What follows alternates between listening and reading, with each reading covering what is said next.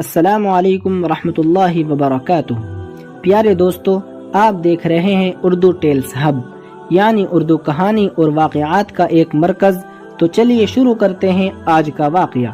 ایک چھوٹے سے حجرے میں حضرت جنید بغدادی رحمۃ اللہ علیہ قالین پر بیٹھے ہیں۔ طلبہ ان کے گرد ادب سے بیٹھے علم حاصل کر رہے ہیں۔ ایک شاگرد ان سے سوال کرتا ہے، حضرت آپ اکثر فرماتے ہیں کہ اللہ کی محبت سے بڑی کوئی محبت نہیں ہوتی، کیا کوئی واقعہ ایسا ہوا ہے جس نے آپ کو یہ سبق دیا ہو؟ حضرت جنید بغدادی لمحے بھر کے لیے خاموش ہو جاتے ہیں۔ ان کی نگاہوں میں ماضی کی ایک یاد جھلکنے لگتی ہے۔ وہ گہری سانس لیتے ہیں اور بولنا شروع کرتے ہیں۔ حضرت جنید بغدادی کہتے ہیں کہ ہاں، ایک ایسا واقعہ ہے جو ہمیشہ میرے دل پر نقش رہے گا۔ ایک مرتبہ کا واقعہ ہے کہ میں بیٹھا ہوا تھا اور ایک باپردہ عورت میرے پاس آئی اور آ کر پہلے سلام کیا اور پھر کہنے لگی کہ حضرت میں ایک فریاد لے کر آئی ہوں۔ حضرت جنید بغدادی نے نرمی سے کہا، فرمائیے، آپ کی مدد کرنے کے لیے کوشش کروں گا۔ عورت کہتی ہے، حضرت میرا شوہر دوسری شادی کرنا چاہتا ہے، میری خواہش ہے کہ آپ فتویٰ لکھ دیں کہ وہ ایسا نہ کرے۔ حضرت جنید بغدادی حیرت سے کہتے ہیں، بیٹی، شریعت کا حکم واضح ہے، اللہ نے مرد کو انصاف کے ساتھ 4 شادیوں کی اجازت دی ہے، میں شریعت کے خلاف فتویٰ کیسے دے سکتا ہوں؟ عورت لمحے بھر خاموش رہتی ہے، اس کے بعد دھیمی لیکن مضبوط آواز میں بولتی ہے،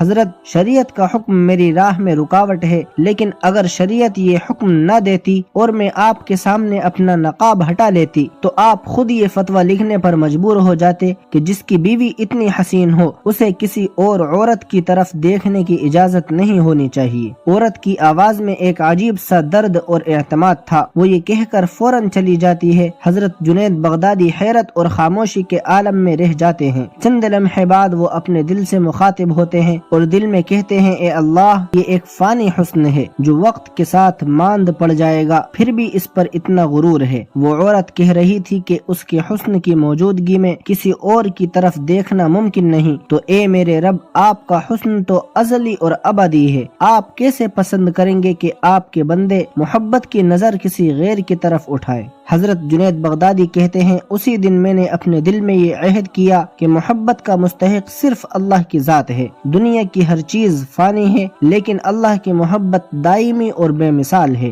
شاگرد ادب سے سر جھکا لیتے ہیں۔ حجرے میں ایک روحانی سکون چھا جاتا ہے۔ یہ واقعہ ہمیں سکھاتا ہے کہ اللہ کی محبت کے مقابلے میں دنیا کی ہر چیز ہیچ ہے۔ اس کا جمال اور کمال انسان کے دل کو ہمیشہ کے لیے سکون دیتا ہے، جبکہ دنیاوی محبتیں وقتی ہوتی ہیں۔ اللہ کی محبت کو اپنا مقصد بنائیے، کیونکہ وہی سچا محبوب ہے۔